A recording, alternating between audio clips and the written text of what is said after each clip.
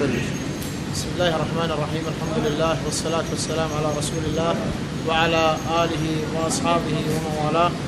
فبحمد الله تبارك وتعالى أقيمت دورة لتحفيظ القرآن الكريم للأبناء المسلمين الصغار في المرحلتين الابتدائية والمتوسطة، وأقيمت هذه الدورة منذ شهرين، وبحمد الله تبارك وتعالى جنينا ثمار كثيرة متمثلة في حفظ الطلاب للأجزاء الأخيرة من القرآن الكريم، وكذلك لمسنا ترسخ العقيدة في قلوبهم والتزامهم بالأخلاق التي دعا القرآن الكريم إلى أقومها وأحسنها وأفضلها.